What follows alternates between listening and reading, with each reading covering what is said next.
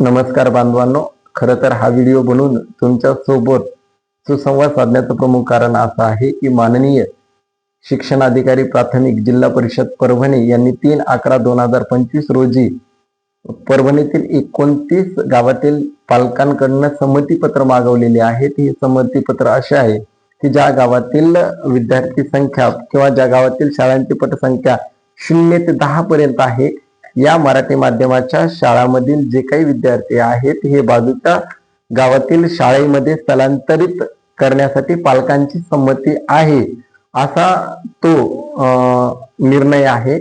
तर हा शासनाचा असलेला जो काही निर्णय आहे तो अत्यंत दुर्दैवी आहे, कारण एकदा बंद पडलेली शाळा पुन्हा सुरू करणे गावामध्ये अवघड होईल. म्हणून परभणी जिल्ह्यातीलच नव्हे तर तमाम महाराष्ट्रातील पालकांना मी विनंती करू इच्छितो की अशा पद्धतीचे तुमच्या गावामध्ये जर शिक्षणाधिकारी किंवा शिक्षण विभागाने मागवलेले संमतीपत्र आहेत तर ते संमतीपत्र तुम्ही देऊ नयेत. त्यानंतर कोणत्याही पालकांनी एका विद्यार्थ्यासाठी शाळा आमच्या गावामध्ये सुरू राहावी यासाठी शेवटपर्यंत आग्रह धरावा. तर संबंधित गावातील जे काही लोकप्रतिनिधी असेल, जे काही राजकीय व्यक्ती असेल, या राजकीय व्यक्तींना मी विनंती करू इच्छितो की आपल्या गावातील जी काही शाळा आहे ही शाळा बंद पडू नये यासाठी तुम्ही पुढाकार घ्या आणि ही शाळा बंद पडू नये यासाठी शासनाला तुमच्या स्तरावर निवेदन द्या.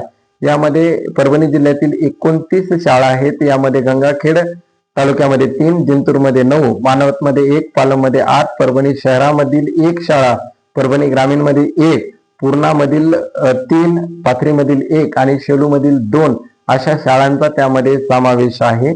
तर या व्हिडिओच्या माध्यमातून मी शासनास सांगू इच्छितो की संबंधित गावातील पटसंख्या टिकवण्यासाठी आमचा शिक्षक बांधव अजिबात कमी पडलेला नाही. त्याचं प्रमुख कारण असं आहे की गावामध्ये पटसंख्या कमी होण्याची कारण ही अनंत आहेत. त्यामध्ये प्रमुख कारण म्हणजे तुम्ही तुमच्या माध्यमातून लावलेली जी काही अशैक्षणिक कामं आहेत, या अशैक्षणिक कामाचा बोजा कुठेतरी पटसंख्या कमी करण्यासाठी किंवा कमी होण्यासाठी कारणीभूत ठरला आहे.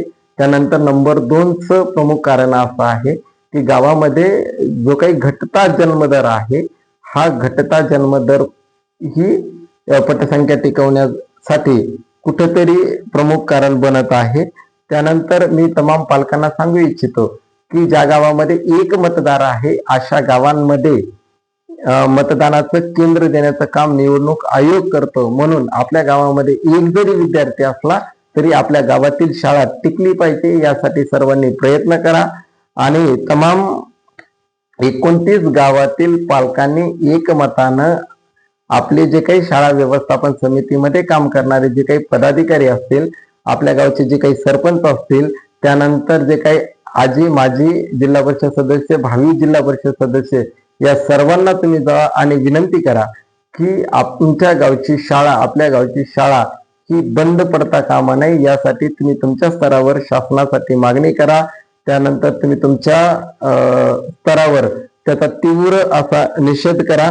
त्यानंतर मी तुम्हाला या व्हिडिओच्या माध्यमातून सांगू इच्छितो की शासनाचा A प्लान जर असा असेल, जिल्हा परिषद आणि मराठी माध्यमाच्या शाळा बंद पडल्या, तर B प्लान मध्ये ते येणाऱ्या काळामध्ये उद्योगपती आणि राजकीय व्यक्तींना भरमसाठ प्रमाणामध्ये ह्या शाळा देतील. आणि मग या गोष्टीचा सर्व पालकांनी विचार करावा की ज्या पद्धतीनं आपल्याला खाजगी दवाखान्यामध्ये भरमसाठ अशी फीस लावल्या जाते आणि मग त्या माध्यमातून आपल्याला होणारा जो काही दवाखान्याचा खर्च आहे, हा खर्च ज्या पद्धतीनं आपल्याला फेडण्यास त्रास होतो, त्याच पद्धतीनं शाळांची आपल्या येणाऱ्या काळात भविष्यामध्ये पाल्यांचीही फीस भरण्यास आपल्याला त्याच पद्धतीनं त्रास होईल. म्हणून येणाऱ्या काळामध्ये येणाऱ्या पिढीसाठी आपल्याला ह्या शाळा वाचवायच्या आहेत. आणि मी तमाम जिल्हा परिषदेतील शिक्षक बांधवांना, मराठी माध्यमाच्या अनुदानित विनानुदानित खाजगी संस्थेमध्ये काम करणाऱ्या तमाम शिक्षक बांधवांना सांगू इच्छितो, आज जिल्हा परिषदेवर वेळ आहे. उद्या तीच शाळा जर बंद पडले तर उद्या कालांतरानं आपल्याही शाळा बंद पडणार आहेत. म्हणून सर्व एकमतानं अशा जे काही निर्णय शासन घेतील या शासन निर्णयाला आपण विरोध केला पाहिजे. आपण जर नाही केला तर आपण आजचं मरण हे उद्यावर ढकलत आहोत. परंतु येणाऱ्या काळामध्ये सर्वांना बेमुदत अशा पद्धतीनं मोठ्या मोठ्या संकटाला सामना करावा लागणार आहे, हे निश्चित आहे. एवढं सांगतो. जय हिंद, जय भारत, सत्यमेव जयते.